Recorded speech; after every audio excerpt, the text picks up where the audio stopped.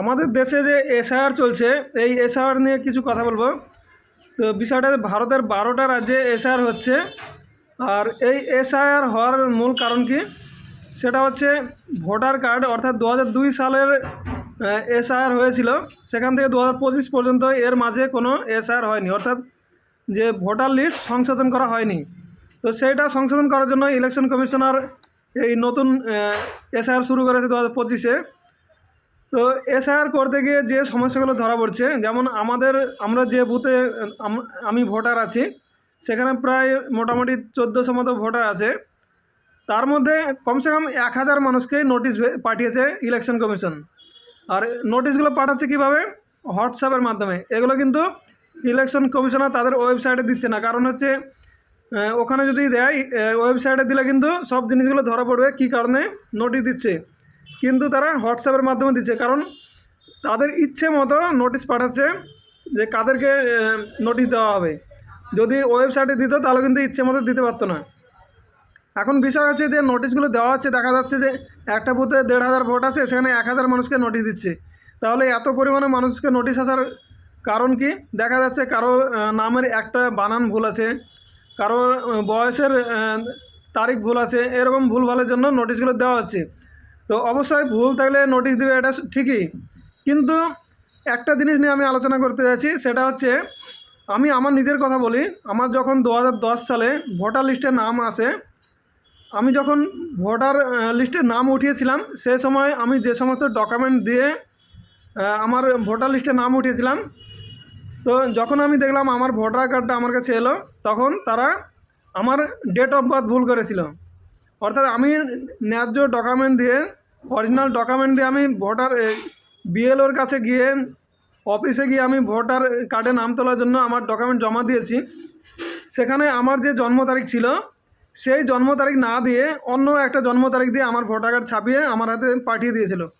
এখন বিষয়টা যদি আমি দেখি আমার অন্যান্য ডকুমেন্টের তুলনায় আমার ভোটার কার্ডে বয়স ভুল আছে বা নাম ভুল আছে, তাহলে আমার কর্তব্য আছে আমি সেইগুলো আবার সেই অফিসে গিয়ে সংশোধন করে নেওয়া।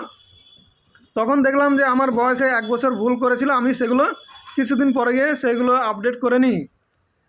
এবং এইভাবে আমার মতো অনেকেই নামের ভুল, মানে যারা অফিসার থাকে, মানে ঘুষ খাওয়া অফিসার, অফিসে বসে চাকরি করে, তারা নিজের কোনো যোগ্যতা থাকে না, ঘুষের মাধ্যমে বেতন নিচ্ছে, চাকরি নিচ্ছে, তারা তাদেরকে সঠিক ডকুমেন্ট দেওয়ার পরেও তারা বানান ভুল করে। অর্থাৎ আমরা অরিজিনাল ডকুমেন্ট দিই, কিন্তু ওরা যখন কম্পিউটারে টাইপ করে তখন ভুল করে। তো যেমন আমার ভুল করেছিল, ঠিক এরকমই হাজার হাজার মানুষের ভুল করে, আর সেগুলো মানুষ সংশোধন করে নেয় নিজের ইচ্ছাতে গিয়ে। সেই অফিসে গিয়ে, বিএলও অফিসে গিয়ে প্রত্যেকে তাদের নিজের বয়স হোক, নাম হোক, এগুলো সংশোধন করে নিয়েছে।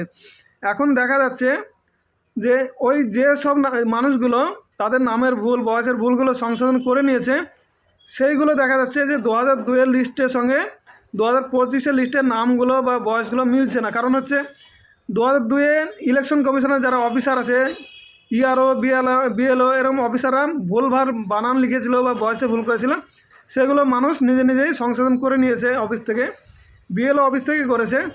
কিন্তু সেই 2002-এর সঙ্গে দেখা যাচ্ছে 2025-এ যে নামগুলো আছে, সেগুলো কিন্তু মানুষ নিজেরা সব কিছু সংশোধন করে তাদের যেটা অরিজিনাল নাম, অরিজিনাল ডকুমেন্ট, সেটা দিয়ে তাদের নামটা সংশোধন করে নিয়েছে।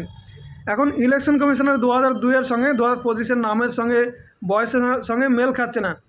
এখন এই যে মেল খাচ্ছে না, এর জন্য ইলেকশন কমিশন নোটিশ পাঠিয়ে দিচ্ছে। আর এইটা হচ্ছে সবচেয়ে বড় মূর্খের পরিচয়, যে আমার নামে যদি ভুল থাকে, আমার বয়সে যদি ভুল থাকে, তো অবশ্যই আমি সেটা সংশোধন করব। এখন ইলেকশন কমিশনার বলতে যাচ্ছে যে 2002-এ যদি ভুল ছিল, সেই ভুলটা আমাদেরকে দেখাতে হবে। তো তাদের মাথায় কি এটুকু কমন সেন্স নেই যে আমরা ভুল কেন রাখবো? আমরা তো নিজেরাই সংশোধন করে নিয়েছি। এখন ওই ভুলের জন্য আমাদেরকে সঠিক জিনিসের জন্য নোটিশ পাঠাচ্ছে। এখন আমাদের যেটা সঠিক আছে, আর ওদের যে ভুল, ওদের ভুলটাই ওদের কাছে ঠিক, আর আমাদের যেটা সঠিক সেটা ওদের কাছে ভুল, এর জন্য নোটিশ পাঠাচ্ছে। তো এই রকম বিএলও, ইআরও বা ইলেকশন কমিশনার এত অপদার্থ যারা পদে বসে আছে, এরকম এদের দ্বারাই দেশের কোনো উন্নতি হওয়া সম্ভব না। এরা শুধুমাত্র মানুষকে বিরক্ত করছে, হয়রান করছে, আর অযথা মানুষের সময় নষ্ট করছে। তাদের কোনো যোগ্যতা আছে বলে আমার মনে হয় না। এবং প্রত্যেকটা এই যে সরকারি অফিসে যারা এরকম সরকারি কাগজ তৈরি করে, আধার কার্ড থেকে ভোটার কার্ড থেকে বিভিন্ন কাগজ, বেশিরভাগ ক্ষেত্রে তাদেরকে সঠিক ডকুমেন্ট দেওয়ার পরেও তারা বানানে ভুল করে, অর্থাৎ কম্পিউটার টাইপ করতে গিয়ে তারা ভুল করে। যে সমস্ত অফিসাররা এরকম বানান ভুল করে তাদের কোনো রকম কোনো সাজা হয় না, তাদের কোনো ব্যবস্থা নেওয়া হয় না, কিন্তু এর ভোগান্তি ভুগতে হয় আমাদেরকে সাধারণ মানুষকে। যখনই আমাদের নামের ভুল হয়, বয়সের ভুল হয়, তখন আমাদেরকেই আবার সেই অফিসে ছুটাছুটি করতে হয় এবং সেখানে গিয়ে সেটা আবার সংশোধন করতে হয়। কিন্তু যে অফিসারগুলো ভুল করে তাদের কোনো ব্যবস্থা করা হয় না। এটাই হচ্ছে সিস্টেম। সিস্টেম যদি ঠিক না হয়, মানুষ সারা জীবন এরকম ভোগান্তির মধ্যে থাকবে। আর যত ভোগান্তি সাধারণ মানুষের, যারা অফিসার তাদের কোনো ভোগান্তি হয় না, তারা কম্পিউটারে যেটাই ভুলভাল টাইপ করুক তাদের কোনো সমস্যা নেই, কারণ তারা তো বেতন পেয়ে যাচ্ছে। আর সমস্ত হয়রানি হতে হয় আমাদের মতো সাধারণ মানুষকে। তো এই জন্য বলবো, প্রত্যেকটা অফিসারকেই বলবো, যখনই কোনো সরকারি কাগজ বানাবে, ভোটার কার্ড, আধার কার্ড, যে কোনো ডকুমেন্ট, তখন অবশ্যই আমরা যে ডকুমেন্টগুলো আমরা দিয়ে থাকি সেই ডকুমেন্ট বানানোর জন্য অবশ্যই একটু হলেও ধ্যান দিয়ে সেই ডকুমেন্টগুলো যদি বানায়, তাহলে আমাদের মতো সাধারণ মানুষকে ভোগান্তি ভুগতে হয় না। তো এই বিষয় নিয়ে যারা আমার এই ভিডিওটা দেখেছো, যদি কোনো মতামত থাকে অবশ্যই কমেন্টের মাধ্যমে জানাবে। আর আমি যে কথাগুলো বললাম, এই কথাগুলো কতটা সত্য এবং কতটা ভুল অবশ্যই কমেন্টে জানাবে, এবং ভিডিওটা শেয়ার করে সাধারণ মানুষকে দেখার সুযোগ করবে, যাতে এই বিষয়গুলো সবাই জানতে পারে এবং এই বিষয়ে অভিজ্ঞতা রাখতে পারে।